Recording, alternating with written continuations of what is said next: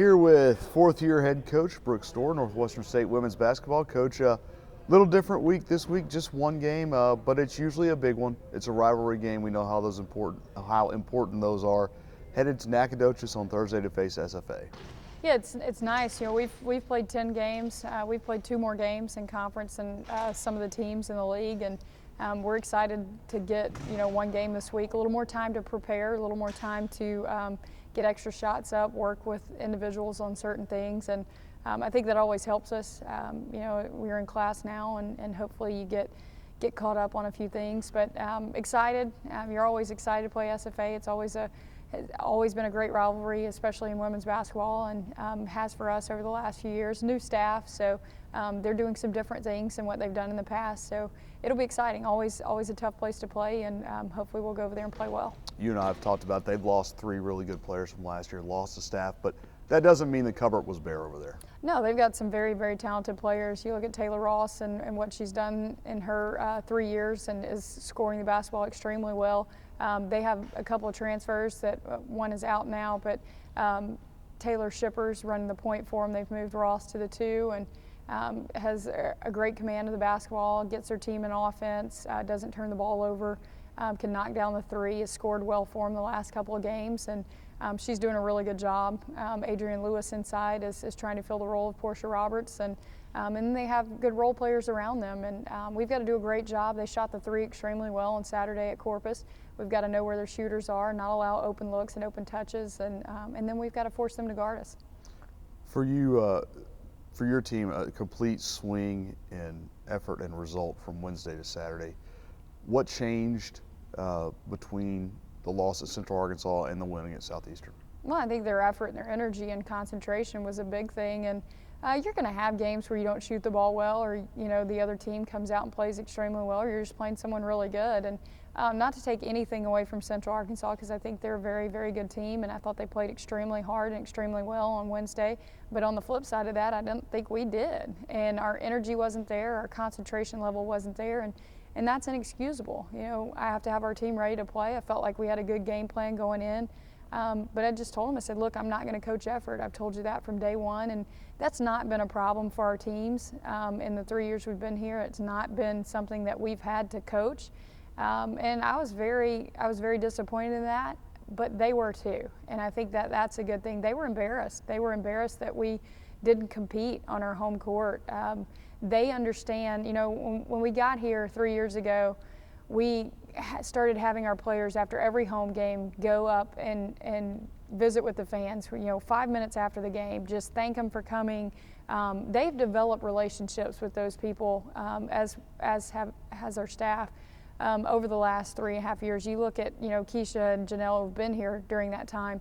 They've established relationships with those people, whether it be here at games or when they see them in the community, and that's important to them, and they understand that, and it's not something that they take lightly. And I felt like they had great leadership in the 2 days after that loss on Wednesday, of who are we? I didn't rant and rave, and I wasn't going to scream and yell. At some point, they have to decide they want to do it. And I just said, look, who are we? We talked about our 4 core values and what our program stands for and what we've built our identity on in terms of playing hard, playing smart, being tough, playing together, and those intangibles. And I just felt like on Thursday and Friday in practice, we probably did a little more than what we normally would do, leading up to an early game on Saturday. But I thought they needed to get back to that, and I thought Janelle and Keisha really led the charge in that, and did a good job getting their team ready to play on Saturday. And I felt like it was a completely different outcome because of those things, the energy and the effort and the concentration. I go back to, we bring Keisha Lee off the bench, and she's a starter. She needs to start, but she understands that that's the best thing for our team because of the energy that she brings. And I think that's a very, very unselfish attitude for her to have as a senior. It shows great leadership qualities.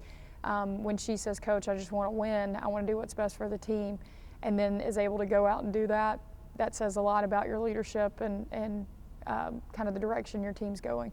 So it sounds like the growth isn't just limited to your freshman post. Sounds like everyone's kind of growing into different roles. No, and I think that, last year you look back and it took us about 25 games to figure out who we are and how we wanted to play. Hopefully, that's not the case every year. And just because you have older perimeter players doesn't mean you have an older team. We have a lot of younger players that are contributing for us and that we're counting on. And 10 games into conference play, you're seeing some of that develop. It's the consistency that has to be there. And I think that, we've seen them have really, really good moments, and then we've seen our team have some really poor moments. And that's what a good team, when they can start being consistent in all those areas, that's when you see results be consistent. And that's what we've got to get to with this group. And you had another big night. You talked about consistency. Cheyenne Brown has had some very good moments, a double-double at McNeese.